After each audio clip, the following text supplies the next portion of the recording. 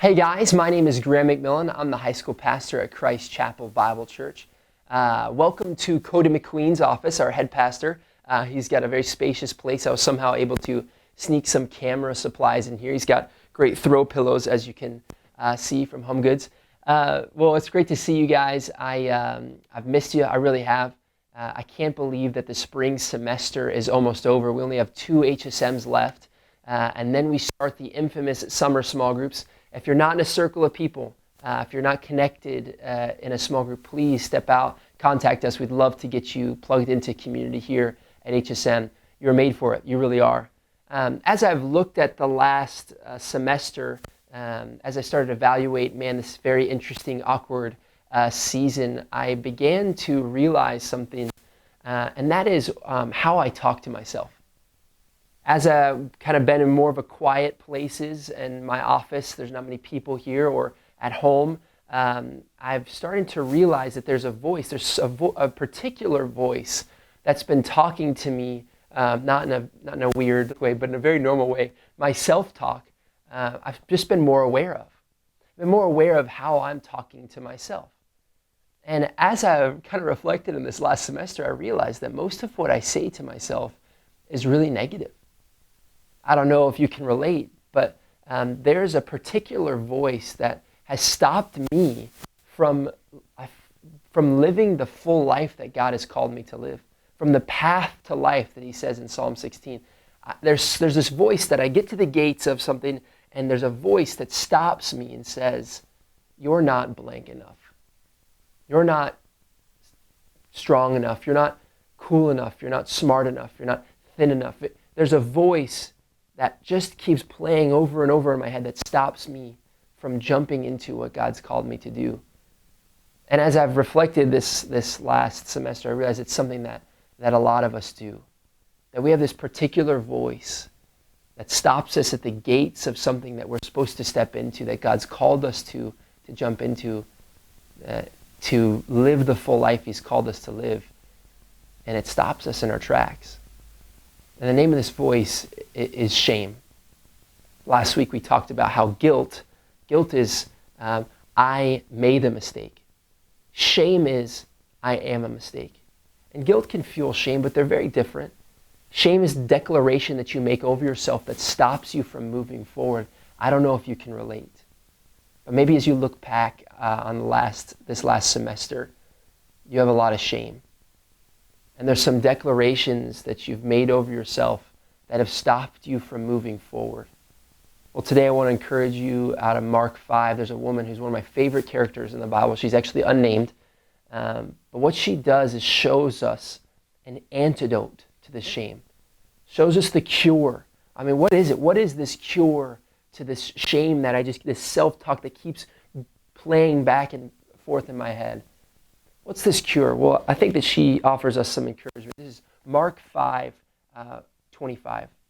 And there's a woman who had had a discharge of blood for 12 years and who had suffered much under many physicians and had spent all that she had and was no better but rather grew worse. She had heard the reports about Jesus and came up behind him in the crowd and touched his garment. For she said, if I touch even his garments, I will be made well. And immediately the flow of blood dried up, and she felt in her body that she was healed of her disease. And Jesus, perceiving in himself that power had gone out of him, immediately turned about in the crowd and said, who touched my garments? And his disciples said to him, you see the crowd pressing around you, and you say, who touched me? And he looked around to see who had done it. But the woman, knowing what had happened to her, came in fear and trembling and fell down before him and told him the whole truth. And he said to her, daughter, your faith has made you well. Go in peace and be healed of your disease. So we see in this story this incredible woman who has a disease that's described as a discharge of blood for 12 years. This particular private disease would be something that would declare her in the culture that she lives in as unclean, meaning she has to be separate from everybody else. So not only, as you can imagine, she has this declaration of shame that she's playing as a tape back in her head for 12 years, and she's looking back, I'm not this, I'm not good enough, I'm not pretty enough, I'm not healthy enough, I can't. She has that tape of shame playing in her head, but not only in her own head, she's got a tape of shame playing that's only furthered by the culture around her, driving her to a place of hiding. And then we see her do something amazing. She goes up to Jesus and touches his cloak in the midst of a crowd, and she's healed. And Jesus says to her, "Your faith has made you well. Go in peace and be healed of your disease." A touch of faith. By a touch of faith, she stepped out into this crowd and touched the hem of Jesus' garments and was miraculously healed. I can't imagine, like I said, I can't imagine the voice of shame that this woman entertained for 12 years. And as she looks back at her life, I can't imagine the declarations and ugly things that she'd said about herself, to herself, that has stopped her from moving forward. I see this a lot. I have a lot of friends in high school, and actually a year ago, I was talking to a student at Paschal, and she had kind of texted me, and I said, "Hey, we miss you at small groups. Would love to see you soon." And I'll never forget what she said. She said, "I really am sorry I haven't been coming." Which is funny that she'd apologize. There's nothing to be sorry for. She goes, "I'm really sorry I haven't been coming. I'm just in a really messy place." And I said, "What do you mean by that?" She's like, "I just feel like I'm not really clean enough. I'm not put together enough to be able to come to small groups." And what was so fascinating about that is you could see, she showed me a window into the shame that she was entertaining. A window into a declaration of a name she's put over herself. I'm not blank enough. I'm not clean enough to come to this. I'm not good enough to deserve this. Man, I don't know, when you look back in this last semester, what is fueling your shame. But I can assure you that you have a God who is abounding in grace and mercy, and who's exemplified here in Christ as someone who receives you no matter how messy or dirty or broken or no matter what you think about yourself. No matter how much shame you've entertained in your life, that shame is untrue in light of the cross. Man, this is how we live. This is how we experience a whole, WHOLE, life. So what's the antidote? Well, what is the cure to this shame problem? Well, we see it here. It's vulnerability.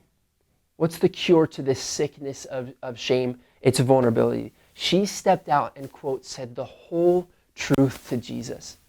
Not only that, before that, she stepped into the crowd, exposing herself, exposing her sickness, and said, "Look, I'm coming to the feet of Jesus because I know that he's the one I can be truly vulnerable with."